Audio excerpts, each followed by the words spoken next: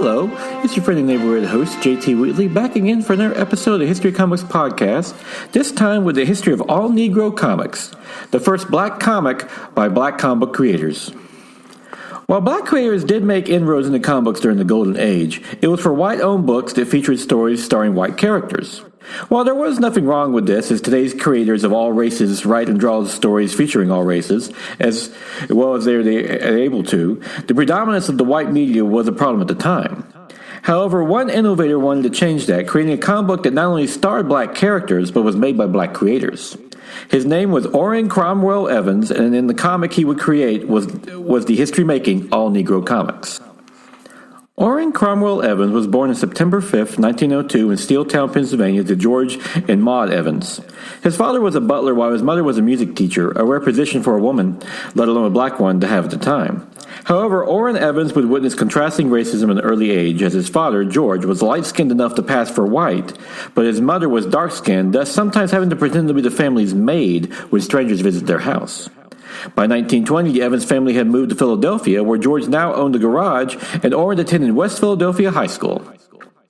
By the time he was 17, Orrin Evans had a job at the local sports publication, and upon graduation from high school, he would attend the Drexel Institute in Philadelphia that led to him getting jobs at the local black newspapers, such as the Philadelphia Tribune, Philadelphia Independent, and Philadelphia Afro-American. However, he would break ground with his next job, as Evans was hired on as a reporter at the Philadelphia Record, one of the few black employees at the paper, and as a reporter would become the first black writer to cover general assignments at a white-owned newspaper. There, Evans covered black interest stories in 1944, a notable one being conditions for black soldiers who were stationed in the South, specifically the difficulties they faced getting transportation to their post. The expose was so embarrassing the U.S. government that then President Harry S. Truman ordered the War Department to rectify the situation. Herman P. Eberhardt, a U.S. representative from Pennsylvania, would enter Evans' articles in the Congressional Record, and Evans would even be a runner-up for the prestigious Haywood Braun Award from the American Newspaper Guild. Despite this success, Evans would face discrimination and death threats due to his race, and was even removed from a Charles Lindbergh press conference because he was black. Nevertheless, Evans continued to find success as a reporter and even provided stories for the Chicago Defender, the Philadelphia Independent, and The Crisis, the journal of the NAACP, while still working at the Record. Unfortunately, the Philadelphia Record came to an end on February 1, 1947, when the American Newspaper Guild struck against the paper, and its owner, J. David Stern, couldn't give in to their demands and keep the paper solvent. Thus, he declared bankruptcy and sold the Record's assets to the Philadelphia Bulletin. With the Philadelphia Record gone, Evans decided to set up the Record Associates, partnering with former Record editor Harry Tay Saylor, sports editor Bill Driscoll, along with advertising men Joe McGoldrick and Maury Mustin. Evans set himself as his vice president with the stated goal of providing writing, editing, publicity, advertising, and publishing services to their clients. One of his first actions was to act as a holding company for All Negro Comics Incorporated, a newly created firm by Evans to produce a black comics in the hopes of promoting racial equality. All he had to do now was to assemble his staff, and Evans started out looking no further than his own family. Orrin had a younger brother, 8 years his junior, George J. Evans Jr., who originally took a different path than Orrin, spending a year in college before taking a job in the hotel and restaurant management. He enlisted in the Army on August 9, 1943, and would later attend the Philadelphia Museum Art School with the intention of entering into the commercial art field. It was at this school that much of the staff for All Negro Comics was also found. Orrin Evans acquired an office space at 1318 Spruce Street, which was just down the road from the Museum Art School, and next hired William H. Smith from Baltimore. Smith had previously placed first in an art competition at the New York World's Fair with illustrations in the Baltimore Afro-American. He attended the Philadelphia Academy of Fine Arts on a scholarship, but left when the dean asked him over animosity between blacks and whites. Smith would then attend the Museum of Art School instead. Another student at the art school was Leonard Cooper, who attended before serving in the Army at Fort Ord in Salinas, California. He would compete in several art contests before returning to Philadelphia and getting back into school. The last artist Evans hired was John H. Terrell, who was from Williamsport, Pennsylvania. He was on staff at a local paper, but quit in 1934 to become a freelance cartoonist. His first job was Judge, a national human rights magazine. In 1940, he created Adventures of Tiger Rag for the New York Amsterdam News, but only ran for a few months. For more stable work, Terrell went to work at the Philadelphia Naval Yard, starting out as a laborer and then a safety officer, where he actually was able to put his cartooning skills to work. There he created Paul N. Yankee, Dora Droop, Yappy, and Lester Lukewarm, which was used by the Navy Department Safety Office in its nationally syndicated Safety Review and Safety Bulletin for the U.S. Compensation Commission. Terrell also provided posters to help sell U.S. war bonds. He would later attend the School of Industrial Art as part of the Museum Art School. With his crew assembled, Orrin Evans planned to make all Negro comics the first comic created entirely by black creators, though it wouldn't be the first one aimed at a black audience. That distinction would fall to a comic book that beat them by just a few months and by someone who was originally opposed to the medium altogether.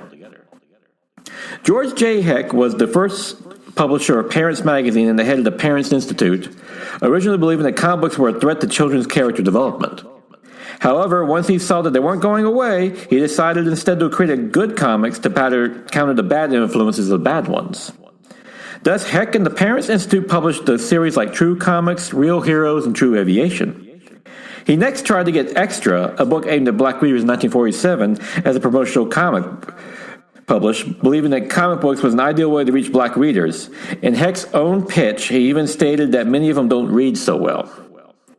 Though insulting, Heck's attempt was well-intentioned, believing blacks would benefit from reading about black heroes. Thus, he was able to team with the National Urban League to publish Negro Heroes #1 on February 4th, 1947.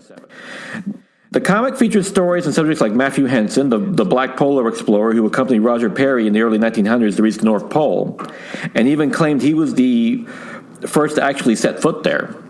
However, Negro Heroes was mostly reprints from Parents Magazine Press comics, except for two-page original story, Sacrifice at Sea. The second issue of Negro Heroes was in the next year, on June of 1948, with 300,000 issues in printing. Once again backed by the National Urban League and also Delta Sigma Theta Sorority, which was founded by Howard University in 1913 to promote the public service activities. The comic features stories on Sadie Tanner Mosel, who founded the Delta Sigma Theta sorority, legendary baseball player Jackie Robinson, Russian poet Alexander Pushkin, and Frank Sugarchill Robinson, a child prodigy pianist. It is unknown how well this issue sold, but it would be its last, though it deserves recognition as the first comic book aimed at black readers. However, all Negro comics would go a step further in that it was a black comic by black creators. All Negro Comics would launch on July 18th, though it would be copyrighted on July 15th of 1947, with Josh Terrell drawing the cover. It began with a one-page introductory editorial, All Negro Comics, presenting another first in Negro history. At 52 pages, it was featured Ace Harlem, a detective story by Terrell and Little Eggy, a humor page about the henpecked Egbert and his wife. Terrell also probably was the illustrator for a two-page adventure story, Ezekiel's Manhunt. Leonard Cooper did the Little Dude Dailies, A Tale of Black Fairies, and Hep Chicks on Parade, which featured 4 individual cartoons of stylish black women, which he signed as Lynn. William Smith did Sugarfoot, a humor strip about traveling musicians Sugarfoot and Snake Oil, who tried to rule a farmer's daughter. Smith signed this feature as Cravat. George Evans did the Lion Man and Bubba, about a college-educated black man sent to the United Nations to investigate a uranium deposit in the Gold Coast of Africa. There he adopts a mischievous orphan and engages in numerous adventures, often dressed in the cliched leopard costume or loincloth. However, a nice distinction from other jungle heroes like Tarzan, Lion Man was an actual black hero in Africa.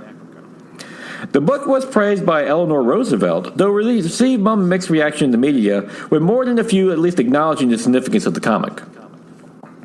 Sadly, there was no second issue of All Negro Comics, despite material being produced for it. Reportedly, Evans wasn't unable to procure the paper to have it printed. As a result, all the creators went their separate ways, many becoming successful commercial artists and painters. Orrin went to work for the Chester Times of Pennsylvania until 1962, when he started working at the Philadelphia Bulletin until his death. Evans would continue his civil rights work through reporting and was a regular fixture at the NAACP and Urban League meetings as a result. An innovative publisher and legendary newsman, Evans died on August 6, 1971 from a burst blood vessel. Shortly before his death, Evans was honored by the NAACP at their convention in Minneapolis with a scholarship in his name. In 2011, Evans was posthumously honored with the East Coast Black Age of Comics Convention, ECBACC, Pioneer Lifetime Achievement Award for the creation of All-Negro Comics. In 2014, Evans was elected to the Will Eisner Hall of Fame for his work as president of All-Negro Comics. Sadly, while All-Negro Comics only lasted one issue, its place in history was assured with just that, being the first comic produced by black creators and paving the way for all to follow. By that alone, it's a landmark by any measure. I would like to thank the chief source of this episode, Invisible Men, the trailblazing black artist of comic books by Ken Quattro, which has a great history of all-Negro comics, a must-read for any comic book fan.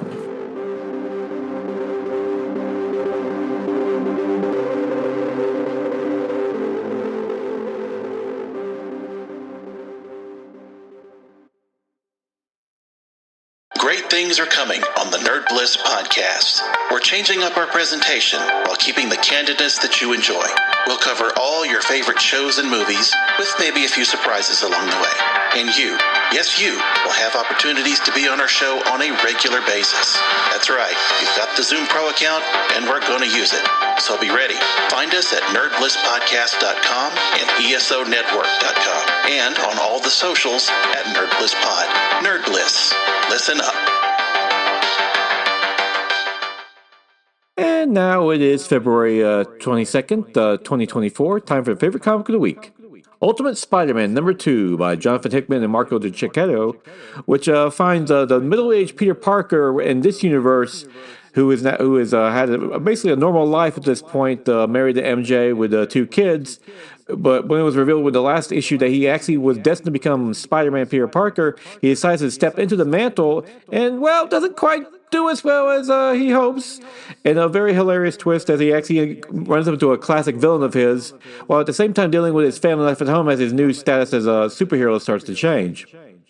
Hickman does a great job just showing how, in a way, even though he's an older, more mature Peter Parker, he's still new at being a superhero, and it done to a hilarious effect. Let's just say he doesn't quite get how to fight a supervillain, because Peter is always a nice guy, and, well, villain's not so nice. I love the family dynamic. You could tell he does have a great home life with MJ and the kids, and there's a nice reveal midway through as his secret identity starts to be someone else discovers his secret identity, and a great reveal and very heartwarming. And of course, the larger universe is very well fleshed out as well. You see where Wilson Fisk has a boss of his own, and meanwhile, J. Jonah Jameson and Ben Parker are working to start their own newspaper company to be a rival to the Daily Bugle. And their focus is going to be this new Spider-Man running around, which is very cool. And it's matched by Cecchetto's gorgeous art, which does a great job to showing off both, like I said, the more mundane family aspects, but also the great action with Peter swinging through the city for the first time and showing off his powers. And this book is everything I wish Amazing was right now. It balances the personal life of Peter Parker. He's not a complete imbecile, but he's got that classic Parker luck where it's like he's a bit of a screw up and then something bad happens, but he's still doing his best. And but the humor and so forth, and the heartwarming, it's just everything he was Amazing was, and hence why a lot of people are buying this over Amazing Spider-Man now, because it's just that good. Highly recommending. Definitely keep picking it up. And with that, we'll conclude with this episode this week. Join me again next week for probably one more in light of Black History Month, history of the Black comic books. And until then, go out and enjoy yourself a good comic book, and definitely pick up Ultimate Spider-Man right now. It's as good as Spider-Man has been in years.